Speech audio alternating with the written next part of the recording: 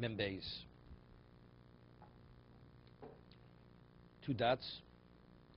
Membeis of now 42a. Omer Rav Nachman Amar Shmuel. Yisomim shebo lachlok v'nichse aviyem. Orphans who want to divide the estate of their father. Bezdin mamidum lemapitropis. The court appoints a guardian. Oborolem cheluk yofer. They choose for them a portion which is to be in their best interest, an appropriate portion, a quality portion. Vim higdilu. What happens when they become adults? They're minors. Yichol limchos. They could protest it. They're not satisfied. They're not happy with what they chose. Even though the guardian, he meant that was his evaluation. He meant in the best interest of the orphans. But again, it's the concept is because you're doing in my best interest. This is Rav Nachman quoting Shmuel, his Rebbe. Rav Nachman Didei Omar. Rav Nachman personally, his opinion is that when they become adults, they cannot protest, and the decision is final. They cannot undo. Why? They became makor bezdin yofer. Because if that's the case, what is the value? You're undermining the authority of the court. If the court appoints this man and their evaluation is that he's credible and he's competent, so now by undoing his decision, this actually doesn't reflect well on the court. Makor, people will lose respect for the court. The integrity of the court is compromised. That's Rav Nachman.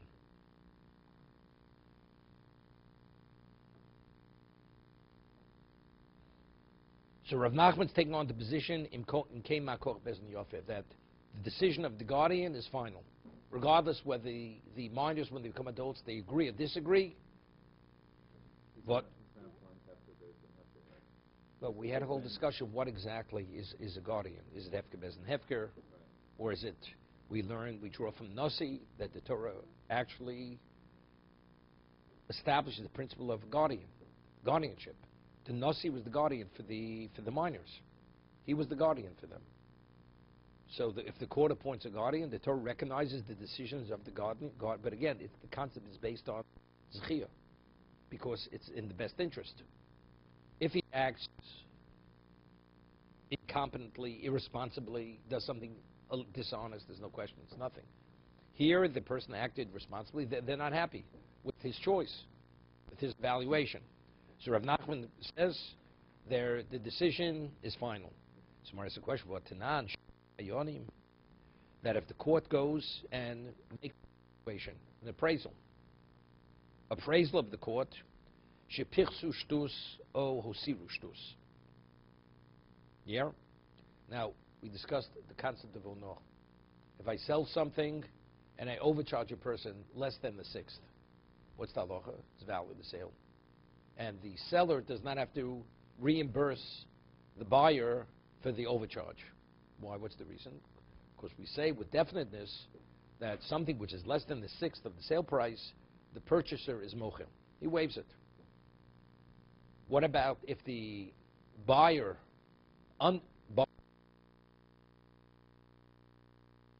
sixth, he underpays for the object. Then the sixth of the total price. Both sides. The seller overcharges or the buyer underbuys, right? What about if it's a sixth, the seller reimburses the sixth, the sale is valid. What about if it's more than a sixth? Then we say it's bittul mekach. And already the man has been deceived, and in that case, the buyer is not interested. It's not a valid transaction. Okay? Because we say with certainty a person is deceived to such a degree, he's not interested in the transaction whatsoever. So what about the court? The dayanim make an appraisal. Shepichu shtus o siru shtus. So Rashi says, why does the court intervene over here? So it says either we're speaking about a lender is coming to collect from the assets of the borrower. So either the borrower is not here, and we don't want to, and the borrower doesn't have to wait forever. The lender doesn't have to wait forever to get his money, right? So the court intervenes. And it's like seizing property. So they make an evaluation. Based on their evaluation, the man collects his debt. Or Rashi says the person's lotzais dina. Let's say the person actually, he tells the court, I'm not paying. So, meaning he's not a person who agrees to listen to the court. They subpoena him, subpoena the person, he's not coming. The court goes and they make an evaluation and they take the property regardless whether he's interested or not. But what happens if the evaluation wasn't an accurate evaluation? So the Tanakama says, Mechron Botel, it's not valid. They sold the property for whatever it is based on their appraisal, and it was either too little or too much, it's not valid. Excuse me, Omer, Mechron Kayom. Rav Shimon says, no, it's intact, it's valid. It's a valid appraisal, even though they made a mistake. It's less or more, the sale is valid. Why? What's the rationale? And came So Rav Shimon Gamliel, the basis for his position is the same as Rav Nachman. That even if the guardian should make a mistake, not a mistake, even if the orphans, when they become adults, they should protest the decision of the guardian's decision is in place, because otherwise we're undermining the court. Shimon Gamliel says the same thing. When the court makes an appraisal, even though factually they did make a mistake, we say it's in place according to Shimon Gamliel, because otherwise, again, it doesn't reflect well on the court.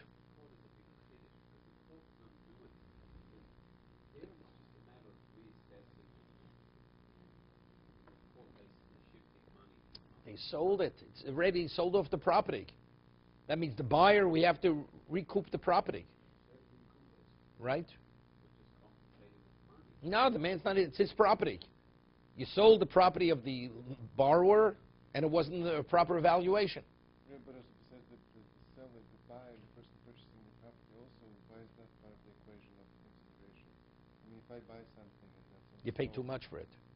Well, let's say I paid too little for it, but why should it be yanked away from me just because there was a misevaluation? Can I ask you a question? If I sell you stolen property, and it's unbeknown to the buyer it's stolen, why should you take it away from me? What do you mean why should you take it away from me? You never have a right to buy it. But is the court getting involved? It's not just... No, but again, it's the same idea. That's our discussion over here. According to Tanakama, Mechron Botel, it's not valid. It's not a valid. Since it wasn't a valid evaluation, so the price is not a correct price. Well, I got a deal. What do you mean you got a deal? They never had a right to sell it for that price, right? 1 second. So according to Shimon Gamliel, his position is based on what Rav Nachman had said. If we undo the sale, we're undermining the power of the court. Listen, Rav Huna bar Chizda said, name Rav Nachman, halacha k'divrei chachamim. We rule like the chachamim. So we have a problem. If you rule like the chachamim, that means we're not concerned about how it reflects on the court. Came up. And Rav Nachman said himself that if the guardian should actually choose a piece of property for the yisomim, for the orphans, and when they become adults, they should actually protest his choice, we say it's irrelevant. We say his decision remains in place. So how do we reconcile both statements of Rav Nachman? Lokasha. Hodito hodloto. In one case, in the case of Reb Shimon Gamliel, that case, the court made a mistake. The appraisal was not a correct appraisal. That's a mistake. If the guardian goes and does something which is a mistake, and as a result of the mistake, it's not in the interest of the orphans, his decision is annulled. Rav Nachman speaking about he didn't make a mistake. So the Gemara says if he didn't make a mistake, so what are they complaining about? So Gemara says hodlo to idlo to ma yichol limchos. So what's the basis for the protest? Right? He acted responsibly. He did nothing wrong. Made no mistake. So what's the basis for the protest? Yichol limchos beruchos. What's the basis for what's the claim? So Rashi explains, let's say one of the orphans had another, let's say he gave him a piece of property in the north, and he had a property in the south. So he says, you know something, if I would have all my properties in the same location, it would be easy for me to maintain my properties. No, we're not talking about bar mitzvah. It's bar mitzvah, something else. That's priority. So who has a priority on something? Not talking about that. It's the way the guardian divided up. he made a mistake by not giving. So what he received is value-wise, he received the right value. But it's not to the liking of the heir, because he said it would have been to my best interest, it would have been next to my other properties. So therefore, it's not considered he made a mistake. In that case, Rav Nachman says, we say, Imkei Makov Bezdin Yofeh. It's not considered sufficient basis to undo his decision.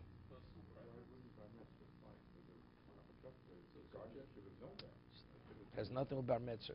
Bar mitzvah is only when you sell something. Inheritance has nothing with bar mitzvah. These things have no relevance to bar mitzvah. Okay, let's go further. I don't want to stay to. I would like to get to Angel of the Varavero. Omer Rav Nachman, Ho'achad Shechoku. When brothers divide an estate, the heirs divide an estate. So we discussed yesterday, if you hold Yesh Breira, that we say whatever portion you receive, it was meant to be your portion. So then, what's yours is yours, what's your brother's your brother's. It's not considered, there's not even a consideration, maybe I took my brother's portion, my brother took my portion. So therefore, if that's the case, what happens when Yovel comes? Yovel, you only have to return an acquisition. There's not an acquisition, there's an inheritance. Rabbi Yochanan says, Omer Rav Nachman, and this is Rabbi Yochanan's position, we rule this way. We see them as if they were actually their buyers. So when they divide an estate, let's say two brothers divide an estate, and let's say the valuation, there was a misevaluation. So it's like you purchase something. When you purchase something, it's misevaluated. What's the halacha? So again, we get involved in this question. They're considered like purchasers. Pochos mishtus nikve mekach. If the evaluation was less than the sixth, then it's a valid transaction. Yeser al shtus botul mekach. If it's more than a sixth, then the sale, the transaction is nullified. Shtus, if it's exactly a sixth, kona, it's considered a valid transaction. And he has to return to him whatever the difference is, the overcharge. Omer Rava, Hoda Moron. Now we'll see in a moment. Rava says, Hoda Moron, Pochos Mishtus Nikne Mekach. That we say that if it's less than the sixth, it's considered a valid transaction. It's only if he did not appoint an agent to do the transaction on his behalf. But if you appoint an agent, this is what we discussed earlier. The person has the right to say, look, when I appoint you shliach, I appointed you to act in my best interest, to do good for me, not to bring detriment to me. So if a person himself is involved in a transaction, he underpays less than the six or overpays. We say, what I do, I'm willing to let it go. But when you appoint an agent, I want the agent to act where it's totally in my best interest. Wait one second. Okay? So he has a right, this is Rav say, he has a right to say, L'tkuni shedartich, lo lavosi. I sent you to be my agent to act, to be in my best interest, not to cause me a loss. Lavosi, to harm me. It should be a detriment to me. 1 second. Well, what's so difficult? Because if somebody volunteers to do something for somebody for a benefit, that's different. But here, he's appointing a shliach, which is like himself. It's like himself is doing it. He's doing it. So why does he have? Why is it more? I don't understand. If it's like himself doing it, why does he have a right to say that he could nullify that if by some different? It's not a nullification. It's not nullification. It's not No.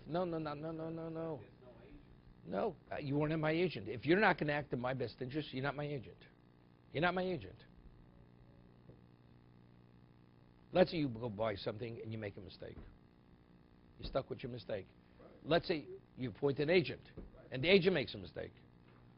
When I appointed you, you only represent me if it's in my best interest. If it's not my best, I don't want you to represent me. You're not my agent. It's only me if I want you to represent me. But in this context, I don't want you to represent me.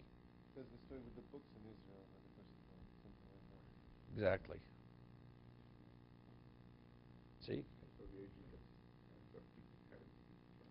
No, he takes the loss. No, he doesn't have to keep it. Doesn't have to keep it. Doesn't have to keep it because factually he bought it on behalf of the other person.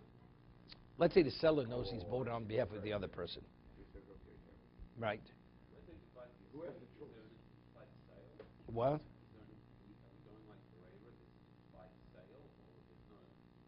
No, we're talking about, we'll see in a moment.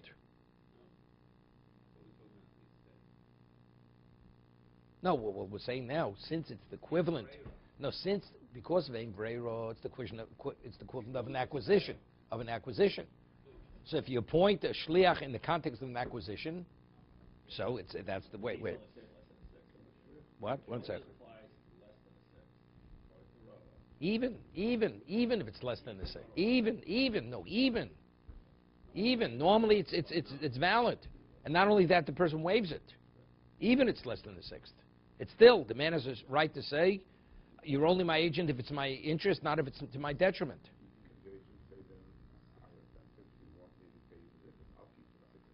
No, it's not valid. It's not valid. Right. Right. Okay.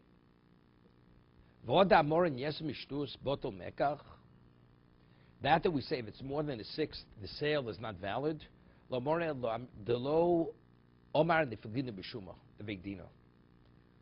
That's only if he didn't say initially, it should be based on the evaluation of the court. You hear what Rav is saying? If, let's say, he points him and says, I want, if the court evaluates it, and let's say the court makes a mistake, and the appraisal is off by more than a sixth. Normally, you say more than a sixth is bittul mekach. The sale is not a sale. But if the court's evaluation appraisal was off, it's kayyum. So what are we talking about over here? Rav is saying it's told Bezdin. Bezdin made a mistake. So we see. So who is Rav ruling like? Like Rav Shimon Gamliel. Right? That even though by Toe, so Rashi says here, so Rav Nachman is arguing with Rav. Rav is not agreeing with Rav Nachman. Rav Nachman, how do we reconcile the two statements of Rav Nachman? If it's Toe Bezdin, if the Bezdin made a mistake, then we say bittul mekach. Then we say it's annulled. The court's decision doesn't stand. If it's only something which is a preference, then it stands. Rav says no. Even if the court made a mistake. Right? Even made a mistake, normally it should not be valid, it is valid. So we're applying the principle of what? Came out koach yofa bezdin. What does it say? Ditnan. We'll read it. Ditnan. Shoma dayonim. Shepichsu shtus o hiru shtus. Mechron botel. The appraisal of the court, if it's less than the sixth, more than a sixth, the Tanakama says mechron botel. The sale is not a valid sale. I mean, we're not concerned of how it reflects on the court. Rav Shimon and mechron kayim. So Rav is ruling like who? Even where it's toe, even where they made the mistake, we still follow the ruling of the court. The ruling of the court remains intact. Is that like arbitration? You go to the court for like arbitration? No. In other words, you're at the whim of the court. If a person would say, if a person would say in advance, whatever the court decides, I accept, even if they make a mistake. Let's say a person says that, Yes. right? And whatever their decision is your decision. You're stuck with it. Whether you're happy with the arbitration, not happy with the arbitration. You agree to arbitration, whatever the arbitrate is. That's not what we're talking about here. No, we're not talking about that. They made a mistake. The court made a mistake here. They made a mistake. So the person can't say, well, of course I only meant if they act responsibly. Right? They didn't act responsibly. Doesn't make a difference.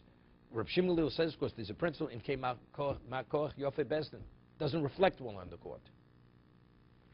Okay? That we say that if it's a sixth, we say it's a valid transaction and the seller only has to return the overcharge. That's only if it's movables. But if it will be fixed property, the law of Ono has no application to fixed property. So Rashi says, Tosfos argues, that because when the Torah speaks of Ono, it's explicitly spoken, something that you give from hand to hand. So Rashi says the Gzeres HaKos of overcharging is only by movables, not by fixed property. But many proofs that it has nothing, the Ono does apply. Let's say I charge you a piece of property more than 50% of its value. it's considered ono. It is ono.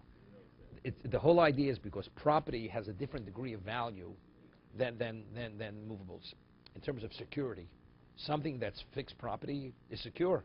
Something that's movable does not have the same security. That's fixed property. As a result of that, a person is willing to pay more even though he overpaid for that reason. That's the rationale, okay?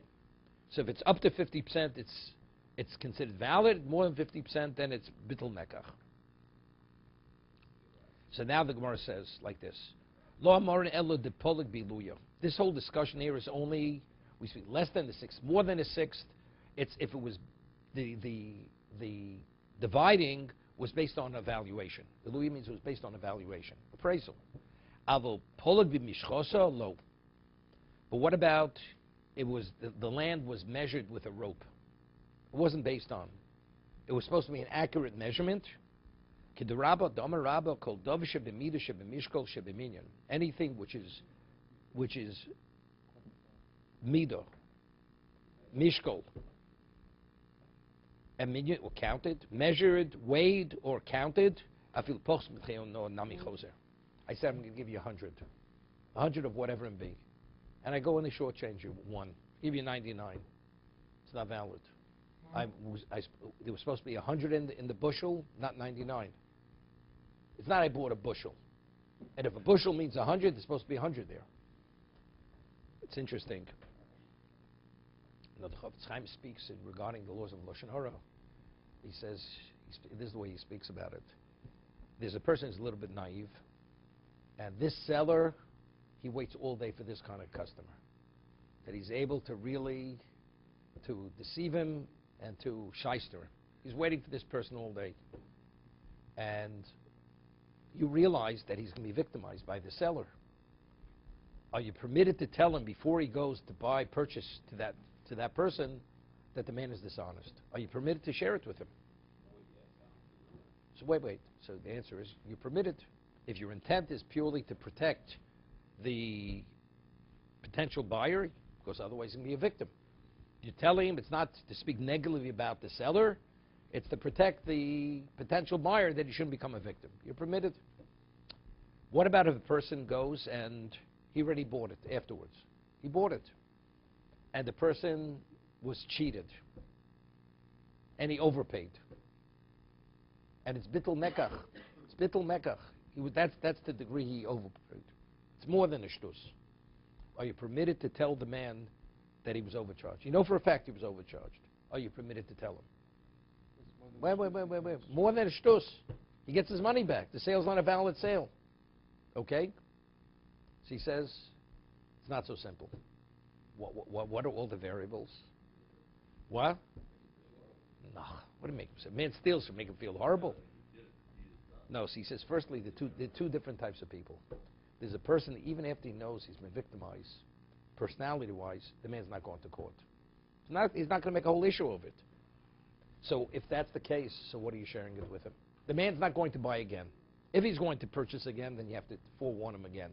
He was victimized once, he's going to be victimized a second time. But if he's not going back there, and he's not going to gain anything by knowing this information, well, what are you sharing it with him? Therefore, you're not permitted. You're not permitted to tell him. That's firstly. Then he says, there's halacha that the only time we say bittul mekach, that's only, and that's the Gemara above Mitzvah, that's only if the time hadn't passed where you could have showed it to a merchant. But after you buy something, if you could show it to a merchant to check to see if you paid, if you overpaid or not, and that time passes, we say that the mekach is kayim. If that, it's laharos l'tagor. If you could have shown it to a merchant, that time passed, you're not permitted to say a word, because then, even if you overpaid, the sale's a valid sale. Wait a second. That's number one. Thirdly, he says,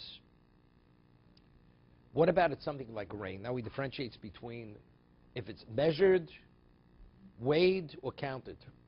Let's say it's the price of wheat. He hears he paid for whatever is the price of something, and he says, you overpaid. He says, you know, in Europe, the market used to fluctuate continuously from day to day, even on the same day, hour. He says, what did you pay? You paid that? You were cheated. You were victimized. How do you know? How does the man has a right immediately to accuse the seller of being dishonest? Factually, the price, the market changes continuously, from one day to another, even on the same day. First, you have to verify what the market price was exactly when he paid it, when he purchased it. Did he overpay? Didn't he overpay? You have no right to jump to conclusions. And if you do, actually, it's Lashon Hara, or Motzi Shemra. You're actually slandering the seller. So all this has to be verified before you share with the buyer what exactly took place. Otherwise, you have no right to say a word.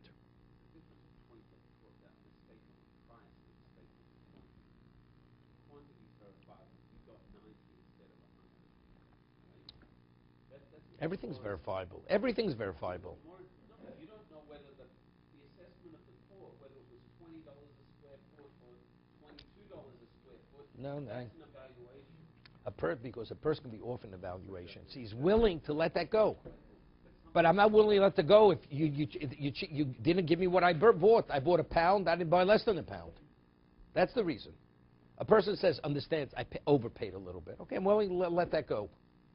But something where I want this and you gave me less, that I'm not willing to accept less. So if you're not willing to accept less, then it's not a valid sale. Okay, we've through this. Now we're back to shlichus.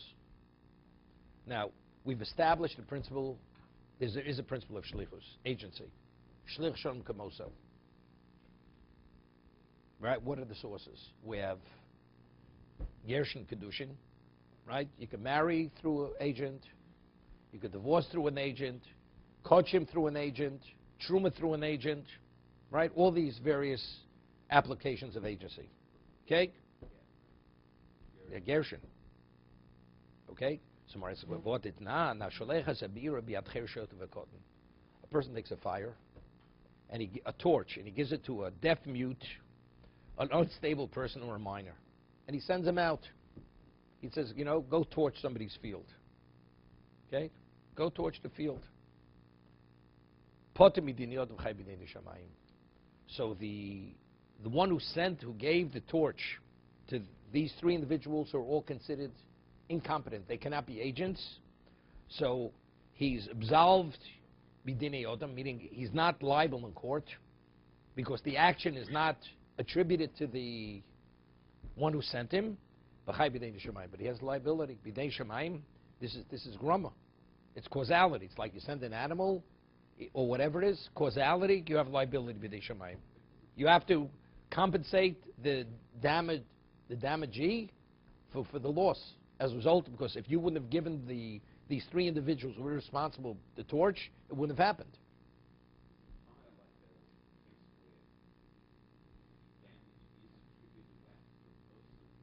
That's if you light the fire.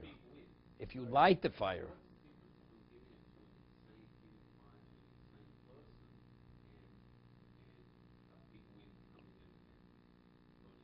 Okay, it's not.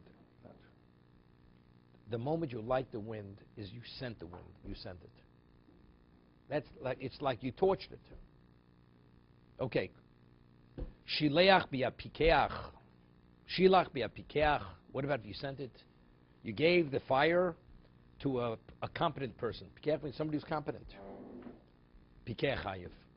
The one who we gave to, he has the liability. Meaning the one who sent it doesn't even have a liability b'dei shamayim. V'amai.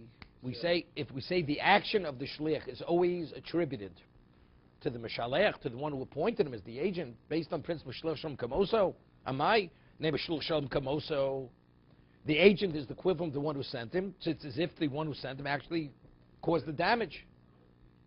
Why isn't he agent? He is an agent. Why isn't he an agent? He appointed him as be an agent. No, he's not. It's not. No. Odamud la'olam. I told you to burn the field. I told you to torch the field. Why not? Even by murder. We're the same question by murder. Why not? Why not? Why don't you say shloshim kamoso? It's not. Look, when you write your edition, okay, we'll talk about it. Art Scroll 2090. Okay. Shiny Hosam. They shlich lidvar avera. Over there, it's a whole different principle. You cannot appoint an agent within the context of an Aveira, where he's transgressing the Torah. So you appointed him to what? To be a damager. That's a Torah infraction. No. It's not because man's responsible for his own actions. The law of agency, why do you attribute one person's actions to the one who appointed him? Because Torah says there's a concept of agency. If I hire a hitman to kill somebody, I'm not responsible for this. You're not responsible. Man is responsible. He's the murderer. Right. Not because he's responsible for his actions. Because his action is his action. It's not the other person's action. But if we would say shlichus, if you would say shlichus, then it goes back, I am the other person. Right? So that's the Gemara's question. If there is a principle of agency, why is the one who does the damage or commits murder? Why does he have the liability? The one who sent him should have the liability. That's the Gemara's question. So in that the Gemara says, we have a principle, the principle of shlichus, of agency, in the context of infraction, transgression, we don't apply that principle. Damina, why? Now the Gemara is a Tosas here, variant. Damrin, Divrei Rav, Divrei Talmud, Divrei Mishomim. It's based on a rational concept. If the master tells you to do something, and the subject tells you to do something, whose command do you heed? The master or the master? So if the master says no, so why are you doing the wrong thing? So there's a whole discussion over here. So it doesn't mean to say when a person tells you to do that, the agent shouldn't have taken the one who told him to do the wrong thing seriously. Because well, no. The agent shouldn't have listened. So since the agent shouldn't have listened, right? So therefore, that he's acting on his own behalf. If we, as a principle, if the master or the subject tells you something, you listen to the master, not the agent, not to the subject. So why did you act? Evidently, it's not because you listened to the subject. You're acting in your own accord. So if you act in your own accord, that's why you have your personal liability. So Toast speaks about a case, a very interesting case. What happens if the agent is not aware he's doing the wrong thing? I tell an agent, go to that house there, here's a key, and bring me $1,000 in the drawer. It's my house, and the agent's not aware that the man's a thief. Right? And the money he's taking is not the person's money. So if the principle is Divrei Rav, Divrei Talmud, Divrei Mishomim, so here, why normally he wouldn't heed the directive of a person if it's contrary to the will of the master. He thinks he's taking the man's money, right? His own money. He's following. He's not violating anything. So if that's the case, he's not incompetent. No, two competent people. No, incompetent before means because he's not qualified to be an agent. To be continued.